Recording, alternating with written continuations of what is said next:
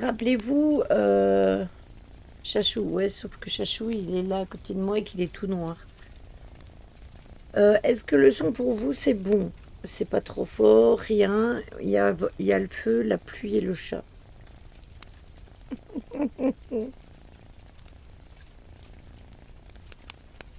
Oui, exactement.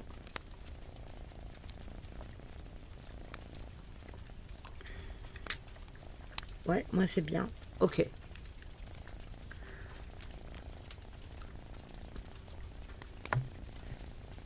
Donc, c'est l'histoire du monsieur qui travaille dans la bibliothèque. La suite de ses aventures. Maintenant que je vous ai raconté de petites anecdotes, j'aimerais vous raconter l'histoire qui m'a vraiment motivée à écrire ici. Ça m'est arrivé il n'y a pas très longtemps. Je suis encore retournée par ce qui s'est passé. C'est pendant l'été, alors il y a habituellement moins de personnel à cette période. Cela dit, on continue l'accueil des enfants, car certains parents comptent beaucoup sur ces heures pour pouvoir s'échapper un petit peu. Il était donc autour de 17 heures, la chaleur avait été particulièrement étouffante ce jour-là. Je n'étais accompagnée que d'une seule collègue ce jour-là. Les autres étaient en vacances. On avait mis de grands ventilateurs dont on dispose à plusieurs endroits pour essayer de rendre l'atmosphère un peu plus supportable, même si on savait qu'on allait surtout brasser de l'air chaud. On n'avait eu que peu de visiteurs dans la journée, mais il y en avait quand même eu un ou deux qui arrivaient toutes les 2 ou 3 heures et repartaient. Le nombre avait un peu augmenté aux alentours de 14 heures, probablement car les gens s'étaient dit qu'une bibliothèque serait sans doute plus fraîche que d'autres endroits. Ils ont été vite déçus, mais tout le monde n'est pas reparti pour autant. Et c'est comme ça qu'on s'est retrouvés, je crois, avec un peu moins d'une dizaine de personnes dans les locaux au moment où tout s'est produit. Aux alentours de 17 heures, donc, j'étais en train d'agoniser près d'un ventilateur à l'accueil quand j'ai vu un gamin qui allait vers la sortie d'un air apeuré. Pensant au type de l'anecdote d'avant, ce qu'on avait raconté dans l'histoire précédente, je l'ai appelé pour lui demander si tout allait bien. Il s'est figé, m'a regardé comme si j'allais le tuer sur place. J'ai essayé de montrer un visage plus avenant pour qu'il se calme, ne comprenant pas trop ce qui pouvait bien le faire réagir de la sorte. Mais avant que je puisse lui dire quoi que ce soit, il s'est enfui de la bibliothèque en courant. Je n'avais pas l'énergie pour lui courir après en pleine canicule, alors j'ai laissé faire, mais je me suis quand même dit qu'il faudrait aller vérifier si tout allait bien. J'ai mis un petit panneau de retour dans 5 minutes. Je l'ai placé à côté de l'accueil, près de la sonnette qui permet aux gens de nous appeler quand nous sommes absents. Et j'ai commencé à faire une ronde parmi les rayonnages. Coucou Nini, comment vas-tu? Comment ça se passe au Québec?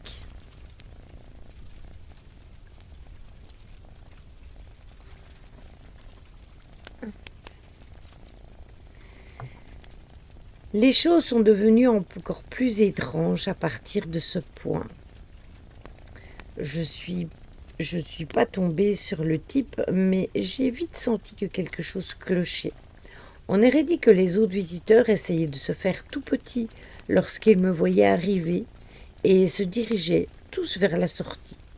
J'ai croisé le regard d'une mère de famille habituée de la bibliothèque et à un moment, et celle-ci a immédiatement détourné les yeux et quitté le rayon où elle se trouvait. On fait aller. Faudrait que je passe sur tes streams, hein, mais le problème c'est qu'on est vachement décalé sur les heures où toi tu streams et les heures où moi je suis levée. Ou alors je le vois, mais c'est déjà commencé depuis longtemps, euh, quand c'est pour moi la nuit. Et du coup, je rate quasiment tout. J'ai haussé les épaules et je suis retournée faire ma ronde, me disant que la prochaine fois que je tombais sur quelqu'un qui avait ce comportement, je lui demanderais simplement ce que tout le monde avait. Lorsque je suis retournée entre les étagères de livres, le nombre de personnes présentes dans la bibliothèque avait clairement diminué. Un silence de plomb s'est abattu dans les lieux, qui renforçait l'atmosphère de malaise qui régnait. Ah, mes condoléances. C'était pas toi, alors c'était ta collègue peut-être. Plein de courage à toi, mini sorcière. J'espère que ça va aller.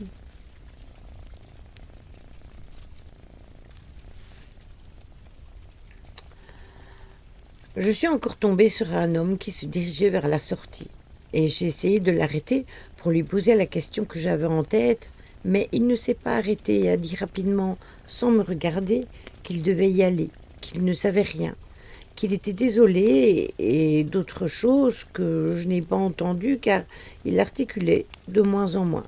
J'étais désormais vraiment perplexe et sur cet effroi qui semblait s'emparer de tous ses visiteurs. Et puis, je l'ai senti, l'odeur. Quelque chose qui n'avait clairement rien à faire. On aurait dit qu'un cadavre en décomposition était caché quelque part dans la bibliothèque. Et la chaleur accentuait ces effluves vraiment nauséabonds. Étant cette fois réellement inquiet, et bien plus que pour l'anecdote du chapelier fou, j'ai commencé à essayer de trouver l'origine de cette odeur. J'ai essayé de me dire qu'au pire des cas, c'était peut-être un chat qui était venu mourir derrière une étagère. Je ne voulais pas penser directement à un drame. Mais le manège des visiteurs m'avait vraiment rendu nerveux. J'ai continué à m'enfoncer vers les coins les plus reculés de la bibliothèque. Le fait que j'éliminais de plus en plus d'endroits sur la carte mentale que je m'étais dressée dans la bibliothèque et qu'il ne restait quasiment plus que les rayonnages destinés aux enfants, cela ajoutait à mon malaise quelque chose de plus intense. Je commençais à pouvoir de moins en moins écarter l'idée que quelque chose était arrivé à un gamin qui aurait dû être sous surveillance et je commençais à me faire des films sur une découverte effroyable dont je ne serais certainement pas prêt à assumer les conséquences, ni d'un point de vue professionnel, car j'avais aussi la crainte d'être virée pour avoir laissé quelque chose d'atroce se produire, mais aussi ni sur le moment où je finirais par découvrir ce qui n'allait pas, car je ne savais pas non plus comment je pourrais réagir face à quoi que fut l'origine de l'odeur qui avait désormais envahi chaque recoin de la bibliothèque. J'étais presque arrivée au bout des endroits que je pouvais fouiller et l'odeur était désormais très très forte, me confortant dans l'idée que je m'avançais vers la découverte macabre qui me terrorisait tant, quand un cri strident a retenti tout près de moi et m'a fait sursauter. Sursauter d'une telle force que j'ai manqué de m'étaler entre les romans. Chair de poule. Un cri venu du plus profond de l'âme de la personne qui l'avait poussé, dans lequel l'effroi s'exprimait sous sa forme la plus pure. C'était ma collègue que j'avais oubliée à cause de la tension qui régnait et avait certainement elle aussi commencé à investiguer de son côté. Intérieurement, j'étais honteusement soulagée de ne pas avoir été la personne qui avait dû découvrir l'origine de l'odeur, et ce sentiment s'est encore amplifié quand elle a crié de nouveau, me faisant comprendre la réalité à laquelle nous allions devoir faire face dans les prochaines heures.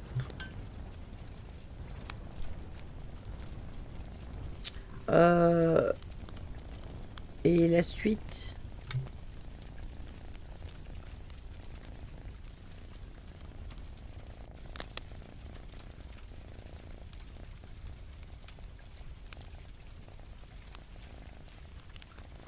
Il n'y a pas de suite? Mais c'est quoi cette histoire?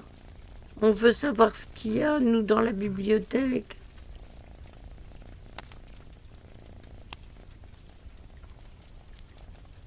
Ah, mais c'est pas juste.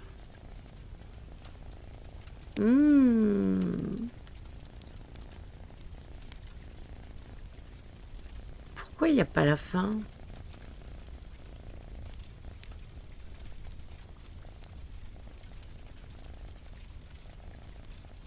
Mais non, il n'y a pas la fin. C'est une blague.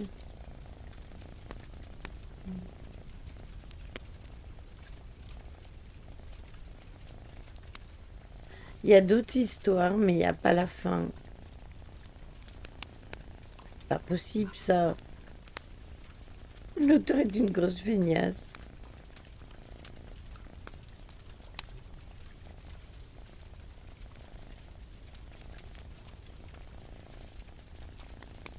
Ben, en fait, il y a 2 points. Donc, à mon avis, il y a dû avoir un bug, Caro, parce que tu as toute l'histoire et puis à la fin, tu as avec ce qu'on va découvrir, et puis tu as 2 points.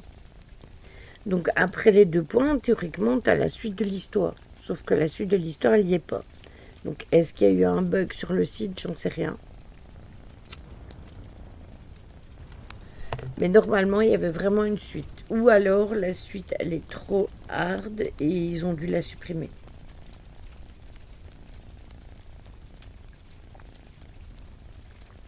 Ça arrive, hein. Ça a été signalé ou un truc comme ça. Et du coup, ils ont retiré le morceau. Chaos.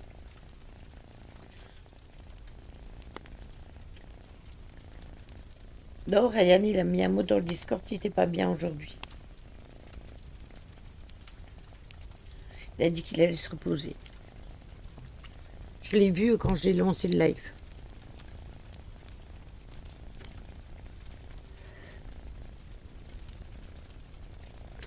Alors, histoire suivante. Ça ira mieux vendredi.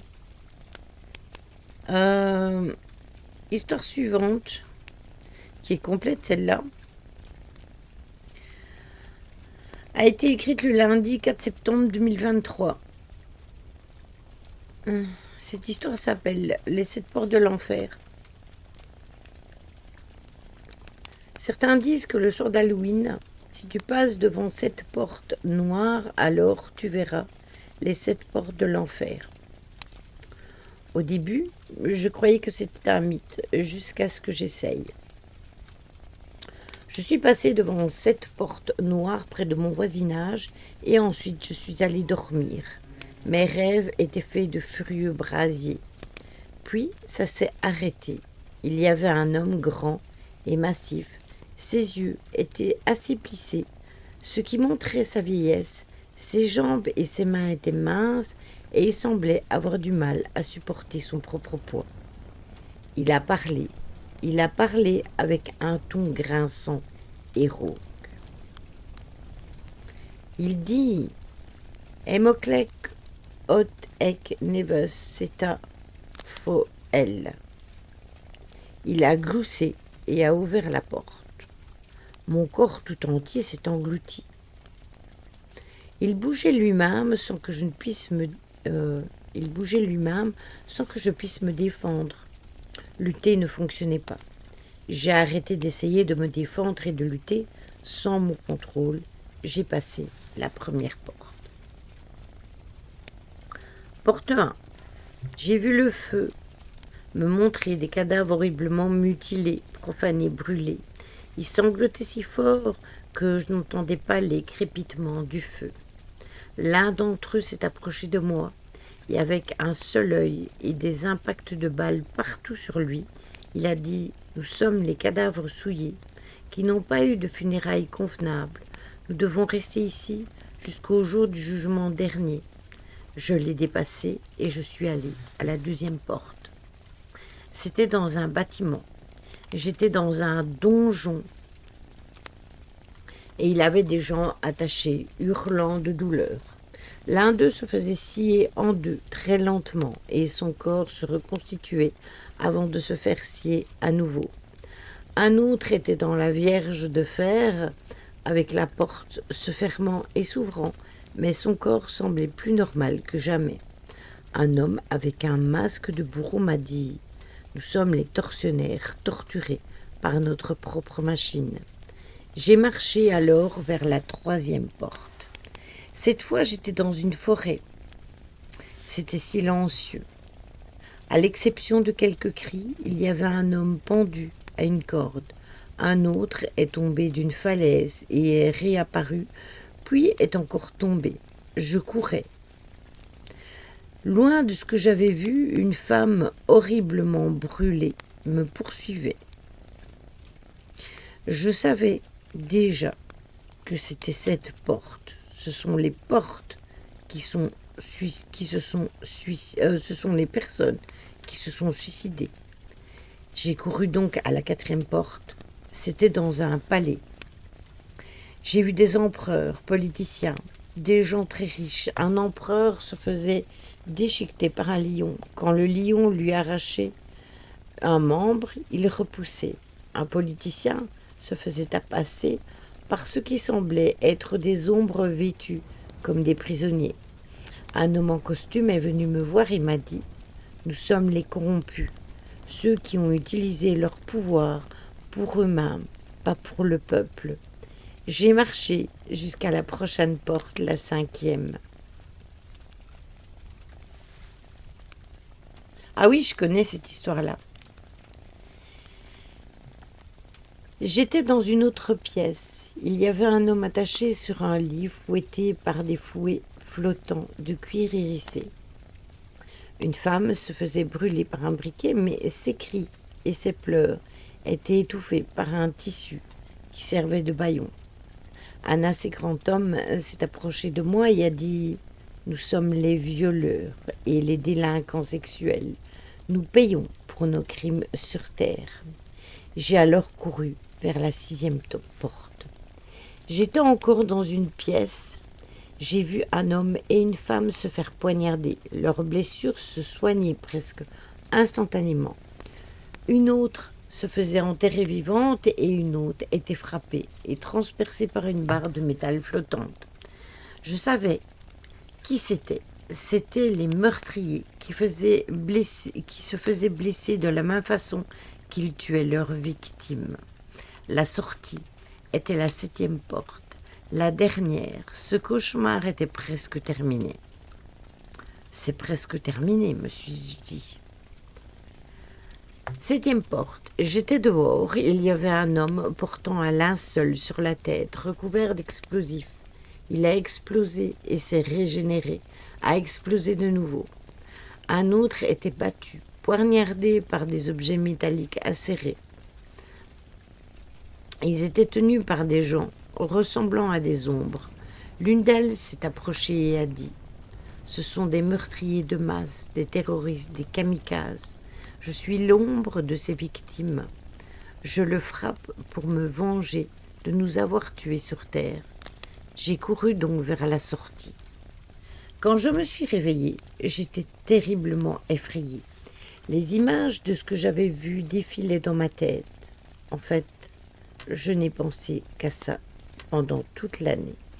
C'était de nouveau Halloween et je n'ai pas osé sortir cette nuit. Je suis simplement allée me coucher. J'ai mis un temps pour m'endormir et quand je l'ai fait, je me trouvais devant la première porte de l'enfer. Il y avait un adolescent comme moi et il me regardait fixement. Il était effrayé de me voir. Puis mon corps s'est engourdi et je ne pouvais plus me contrôler. Et je lui ai dit d'un ton grinçant et rauque « Emoklel hot ek neveseta folel ». J'ai gloussé et lui ai ouvert la porte. Ensuite, il est entré en arborant une expression étrange comme s'il se défendait ou luttait. Je me suis regardée dans un gobelet rempli de ce qui semblait être du sang, et j'ai vu que le gardien de la porte, c'était en réalité moi. Oui, mais ça, ce sont des histoires certaines, on les a abordées déjà dans des lives paranormaux.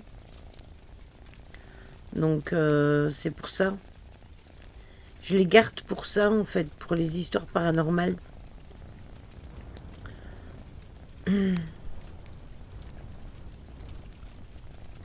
Bon, ben celle-là, elle était complète. C'est déjà une bonne chose.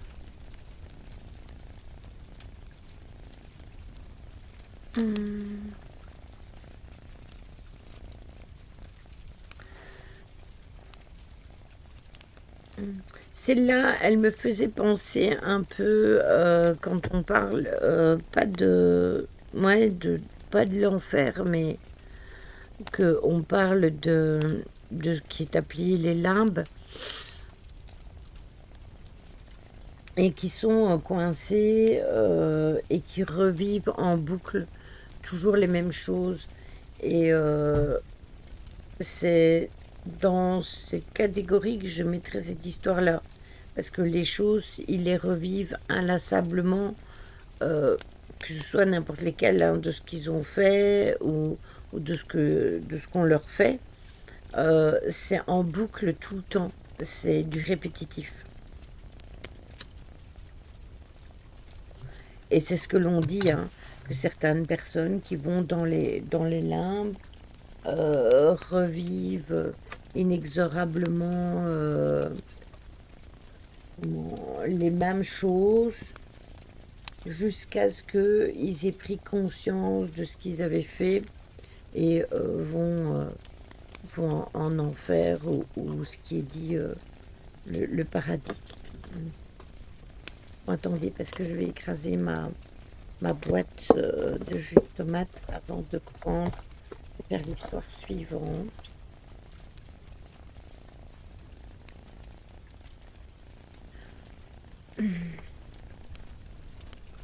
Hop. Pour les trucs lecture, tu vois, Métos, j'aime mieux trouver des histoires. Après, j'ai le livre, hein, mais on le reprendra un peu plus tard. J'aime bien de prendre des histoires aléatoires qui ne sont pas nécessairement des histoires connues du monde du paranormal ou de l'ésotérisme ou autre, que ce soit des histoires qui ont été racontées ou vécues par des personnes. Coucou Jo. Eh bien, bon appétit à toi. Oh, excusez-moi.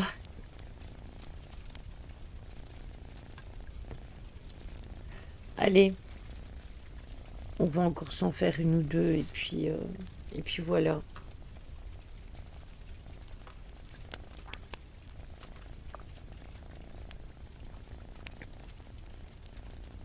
L'histoire suivante s'appelle Le petit joueur de flûte.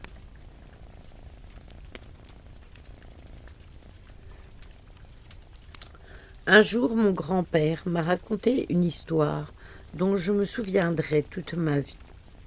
J'avais 11 ans et ce n'était clairement pas quelque chose à raconter à un enfant de cet âge-là. C'était une histoire aux racines perturbantes et au dénouement morbide. Mon grand-père en a vécu le début, j'ai assisté à sa fin.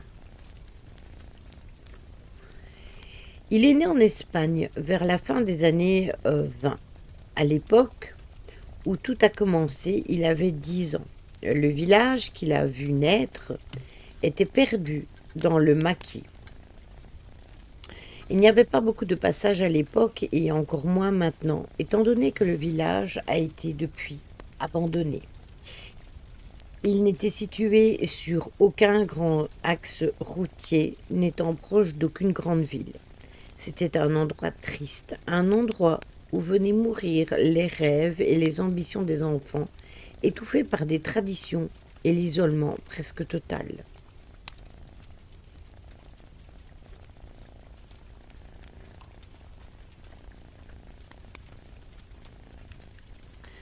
T'as adopté quoi? Des cocottes?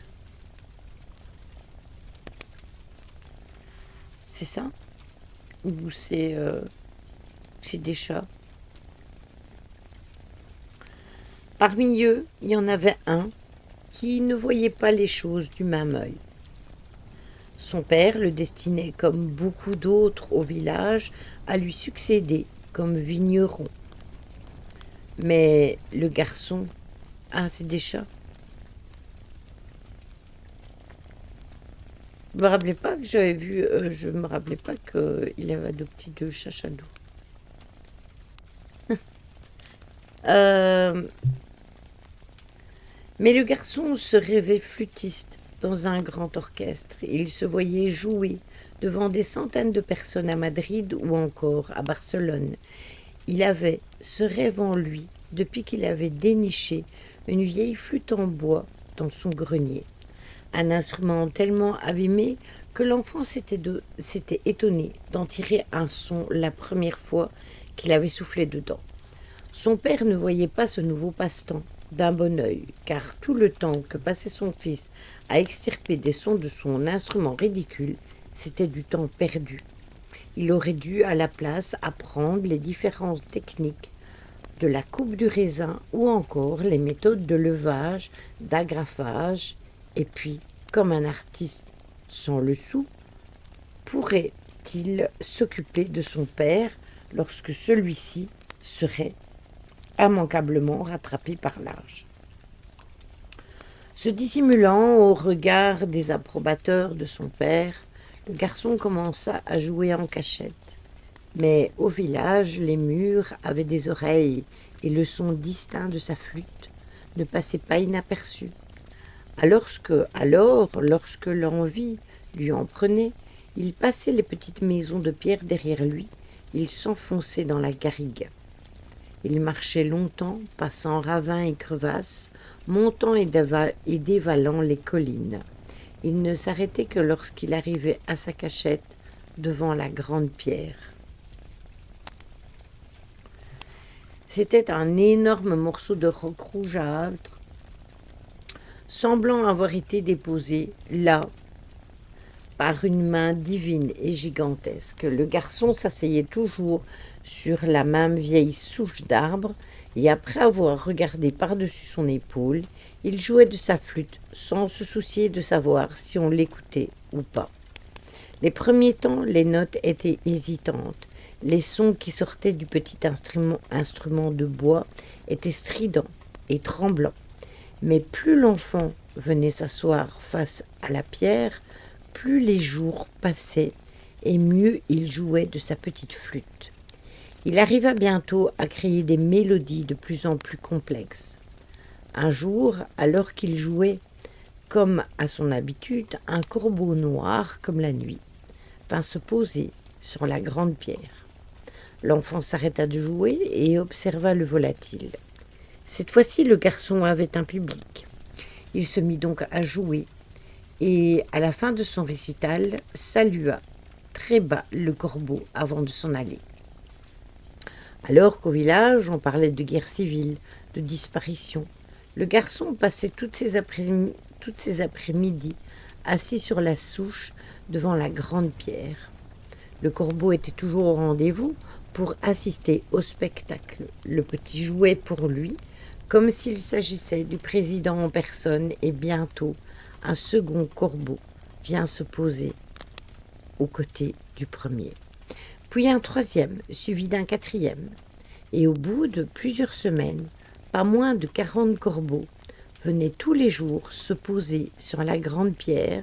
Ils arrivaient même parfois que ces volatiles arrivent avant lui. Le garçon entrait donc sur scène, saluant son auditoire. Mais avec le temps, ces concerts se firent plus rares. Son père, en effet, interdit l'enfant de sortir en fin d'après-midi et lui intima l'ordre de rester loin de la grande pierre rouge. puis, finalement, lui a interdit de sortir tout court. Des gens disparaissaient au village. Le boulanger s'était volatilisé, suivi du meunier. Des gens qui parlaient trop fort, d'après le père du garçon. D'autres habitants étaient partis sans explication. Des gens respectables, pourtant, bien établis dans le village, déménageaient du jour au lendemain. Le doux son de la flûte, les mélodies, le grand air, tout ceci vint à manquer à l'enfant qui se morfondait à la fenêtre. C'est ainsi qu'un mois plus tard, alors que d'autres villageois avaient encore disparu, le petit garçon profita du lourd sommeil de son père pour s'éclipser. La nuit tombait doucement et beaucoup de maisons étaient maintenant inoccupées. On raconte qu'arrivé non loin de la grande pierre, le garçon vit de la lumière et des centaines de corbeaux volant en cercle autour de l'endroit. Les habitants qui vivaient encore au village, bien que peu nombreux, racontèrent avoir entendu un bruit terrible et sec, comme un coup de fouet titanesque qui résonna dans toute la vallée. On raconta aussi qu'une odeur atroce put être sentie dans tout le village jusqu'à l'intérieur des maisons. L'enfant, quoi qu'il advint de lui, ne revint jamais de sa promenade au crépuscule. Mon grand-père a toujours assuré que ce petit garçon était son frère, même si mon père était certain qu'il n'avait pas connaissance d'un oncle mort étant enfant. Et pendant une longue période de ma vie, je me suis demandé pourquoi il m'avait raconté cette histoire alors que j'étais si jeune. Peut-être était-ce une sorte de conte amoral pour me mettre dans la tête l'idée de ne pas trop m'éloigner de la maison. En tout cas, elle avait fait son effet. Je ne sortais jamais seule très longtemps et toujours dans les environs de la propriété. Je l'ai par la suite presque oublié jusqu'à la mort de mon grand-père. Par curiosité, je me suis renseignée sur son village natal. Je n'ai rien trouvé qui parlait d'une légende d'enfant jouant de la flûte au corbeau, mais j'ai découvert quelque chose de beaucoup plus triste. Le village, à l'époque de mon grand-père, où il y était enfant, s'est retrouvé tiraillé par la guerre civile espagnole. Beaucoup d'habitants ne soutenaient pas le régime franquiste et certains même le revendiquaient ouvertement. Les troupes nationalistes stationnées dans la région faisaient régulièrement des descentes au village pour emmener les habitants qui affichaient avec trop de conviction leur soutien aux républicains, les soupçonnant de leur apporter de l'aide dans leur déroute. Les descendants des disparus ont longtemps ignoré le sort de leurs aïeuls. Ils s'étaient volatilisés sans laisser de traces, emportés par les fascistes. Avaient-ils été emmenés dans des camps de concentration? Avaient-ils été fusillés? Où étaient leurs corps? Des questions qui restèrent longtemps sans réponse, mais il y a quelques années, ces familles se sont réunies pour pousser le gouvernement espagnol à se pencher sur leur cas. Les recherches qu'ils ont menées leur ont permis de découvrir une fosse commune non loin d'une immense pierre rouge dans laquelle se trouvaient 28 corps. Ces 28 corps étaient calcinés pour la plupart, tous abattus d'une balle dans la tête ou dans la nuque. Il n'y avait qu'un seul cadavre dont les os étaient restés intacts. D'après les enquêteurs, il avait été tué bien après les autres et n'avait pas été brûlé comme eux. C'était un squelette d'enfant, présentant lui aussi la marque d'une balle placée entre les deux yeux, ce qui a définitivement fini par me persuader de la véracité de l'histoire de mon grand-père. Cet objet que tenait l'enfant dans sa main, toujours serrée, une petite flûte en bois.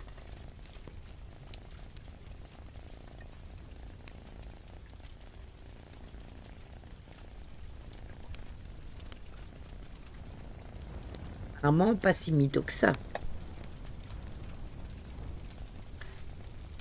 Le crochet dort bien au coin du feu, oui.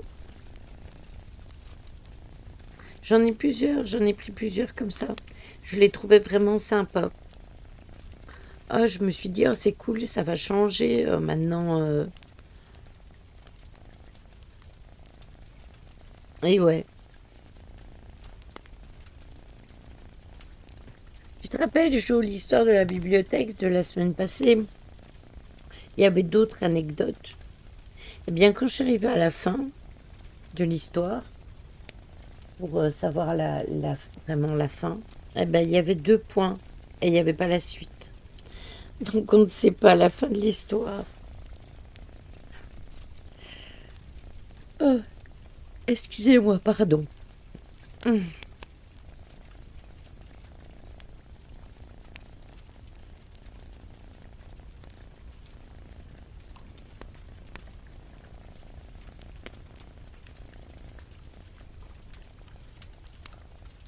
Bon, celle-là, on l'a lue.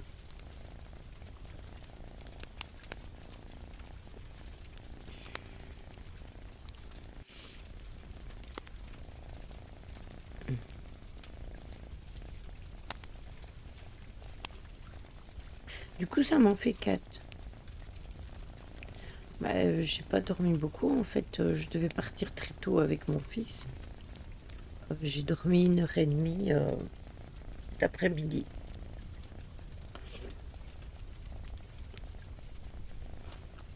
Oh!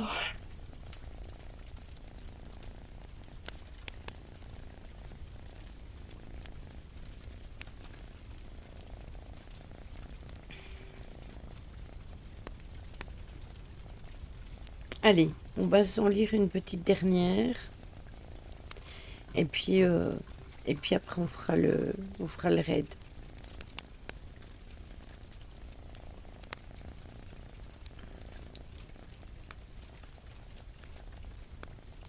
Ils sont quelle couleur tes chats, Shadow? Faut mettre des petites photos, hein, dans, le salon, photo ou dans le salon, animaux. Nini, elle en met, de temps en temps.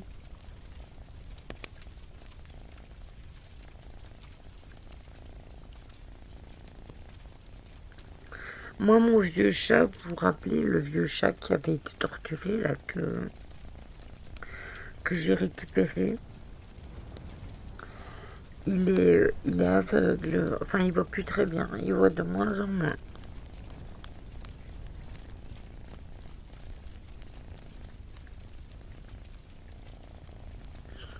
Ça ne l'empêche pas de se débrouiller très bien.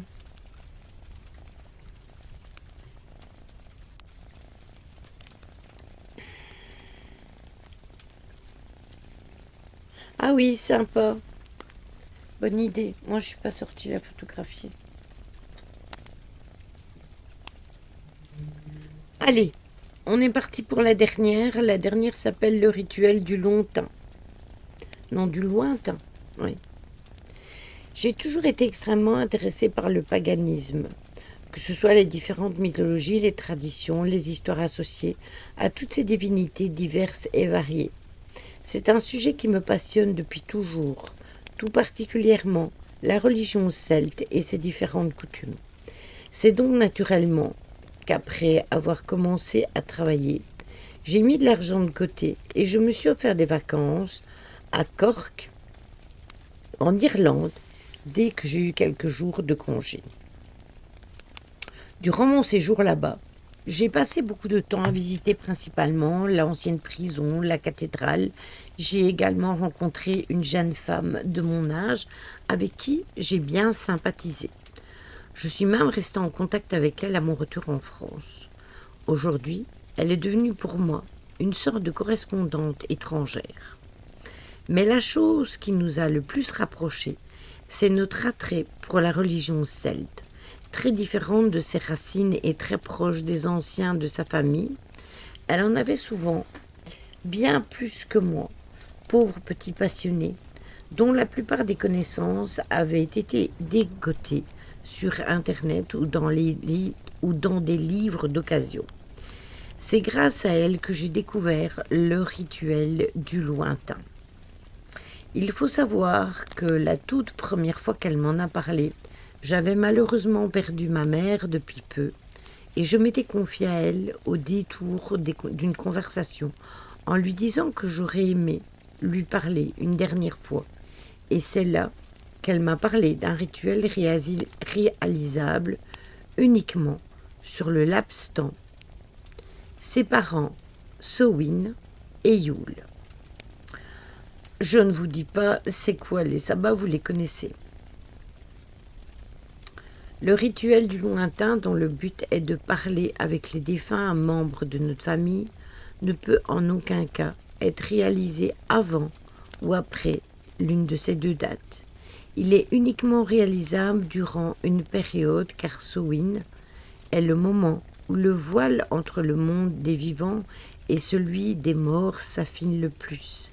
Cette fête symbolise la mort et la fin d'un cycle, alors que Yule, le 21 décembre, symbolise la vie et le renouveau. Pour le rituel, j'avais besoin d'un carré de tissu noir, un carré de tissu rouge, 2 bougies de couleur blanche, 2 soucoupes de couleur blanche, un couteau, un briquet, une coupelle pleine d'eau, une coupelle pleine de terre, une branche de pommier, du lierre, une bande de tissu blanc, des écorces de citron et 2 clous de girofle. Je vous expliquerai quelque chose après.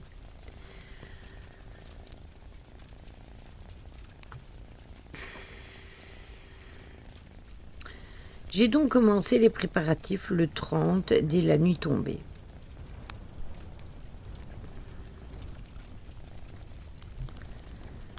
J'ai donc démarré mon rituel. Et concernant les règles sur les défunts, je ne sais pas bien ce qu'on risque si on parle de leur mort ou si on décide de suivre l'homme malade, mais elles sont là pour nous éviter de prendre le moins de risques, alors évitons de les transgresser. Tout au long du rituel, mon corps resta assis devant l'autel dans l'état catatonique. Si tout va bien, vous retrouverez pendant un moment dans le lointain, auprès de vos proches disparus. J'ai fait l'année dernière, et je l'ai fait l'année dernière, et j'ai pu parler avec ma mère, mon grand-père, et tellement d'autres personnes de ma famille qui sont décédées. Il y en a certaines que je n'avais même pas connues. J'ai eu le temps de discuter un peu avec elles avant que l'alarme de mon réveil et celle de mon téléphone ne se mettent à sonner en même temps pour me sortir de ma transe et pour m'aider à quitter le lointain. C'était une belle expérience, unique, que je recommande de tenter à condition de respecter toutes les règles, en particulier celles qui touchent votre sécurité. Je vais y retourner cette année encore et j'espère que de notre côté, mon corps sera retrouvé rapidement.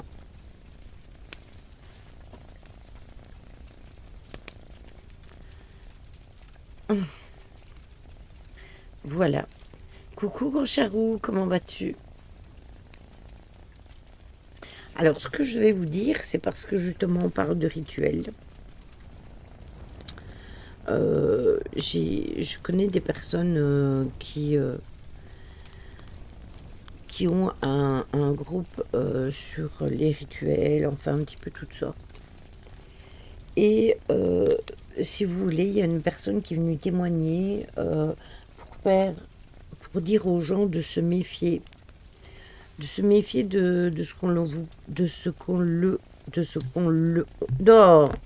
ce qu'on vous propose parfois en rituel. Moi en général j'essaye de vous proposer des choses que je fais. Aurora, c'est pareil, on ne va pas vous dévier vers des choses qui sont risquées. Et si vous voulez, cette personne a été un genre de salon comme nous on a été, mais où des personnes faisaient des rituels pour les fêtes d'Halloween. Et il y avait un monsieur là qui avait apporté donc de la terre de cimetière, des ongles, des cheveux, du sang. Enfin, vous deviez prendre vos cheveux, hein, vos cheveux, vos ongles, etc. Et il a proposé ça à des enfants, avec les parents, bien évidemment. Les personnes qui ne connaissent pas, hein, les risques ont pratiqué les rituels avec leur enfant.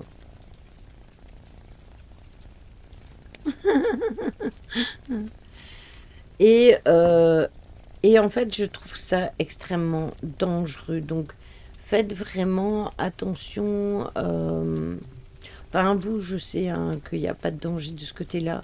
Mais si jamais vous entendez parfois des personnes qui proposent des choses de ce style, euh, je tire un peu la sonnette d'alarme parce que c'est extrêmement dangereux, hein.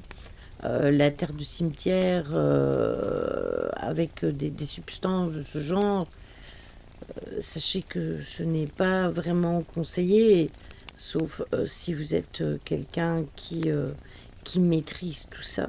Et encore, proposer ça à des mamans avec leurs enfants.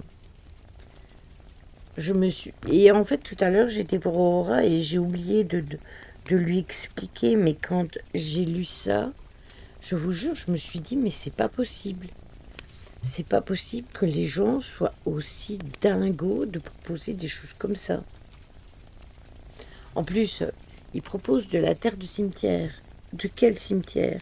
Quelle terre? Où il l'a pris? À quel endroit? Est-ce que c'est vraiment de la terre de cimetière ou pas? Vous imaginez toutes ces familles qui ont été faire ça, qui ont suivi le troupeau là et qui ont fait n'importe quoi. Parce que le pire de tout, c'est que quand ils ont terminé leur petite potion et tout ça, ils sont retournés chez eux avec. Et j'avais dit que j'allais en parler avec Aurora, mais j'ai oublié tout à l'heure. Mais si elle est là, elle m'a sûrement entendu et on pourra en parler. Et ouais, oh punaise. C'est même pas des escrocs. Les rituels, ils existent vraiment, David. Ce style de rituel existe vraiment. Juste que tu ne proposes pas ça à des enfants ou à des personnes qui ne pratiquent jamais. C'est inqualifiable.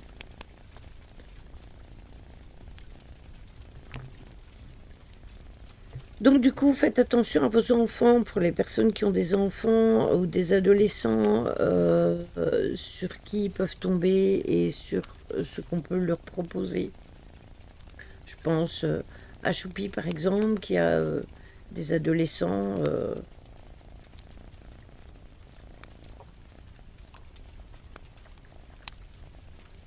La terre de cimetière, c'est des rituels qui sont faits avec la terre du cimetière. Ce sont des rituels qui ont attrait à la mort, Caro.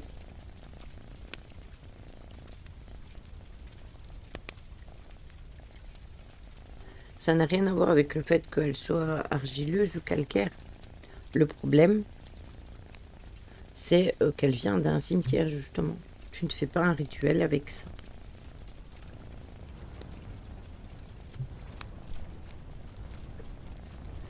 Peut-être, David. De toute façon, les ongles, le sang et les cheveux.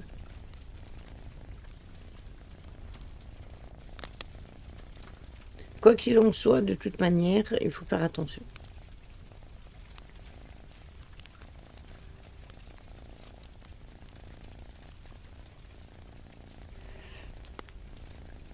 Qu'a mon bibou? Oh, t'as la tête dans le cul, mon chéri. Qui a mon bébé? Oui, c'est ça.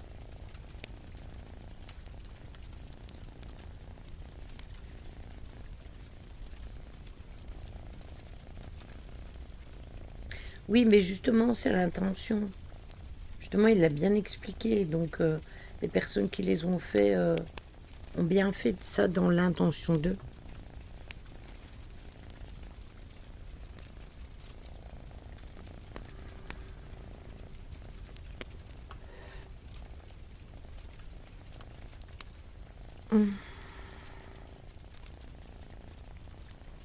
Repose-toi bien, Nini. Prends soin de toi et reviens quand tu veux. J'espère que ça va aller et si tu as besoin pour traverser cette dure période, n'hésite pas à me faire un message sur Discord, hein. Il n'y a aucun souci avec ça. Je comprends tout à fait. J'ai perdu mes parents aussi, donc c'est ça. Il faut prendre le temps de faire son deuil. Bisous. Bon, allez, sur ce...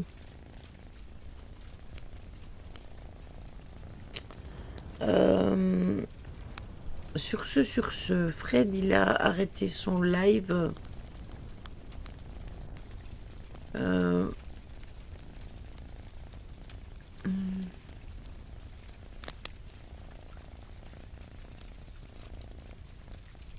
c'est ça.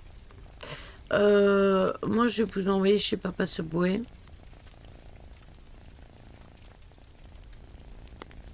Hop. Ça fait un petit moment qu'on n'a pas été chez lui. Voilà. Et nous, on se retrouve vendredi pour l'analyse de l'enquête. Ah, attendez, il faut que je me remette hop, en français. Voilà, ce sera mieux comme ça. Et donc, on se retrouve vendredi pour l'analyse de l'enquête. Je vous préviens, elle ne sera pas analysée tout d'une fois, hein. Il faudra faire ça en plusieurs volets. Et sinon, prenez soin de vous, passez une bonne fin de semaine et je vous fais des bisous. Je vous passe sur le POV de fin et on y go.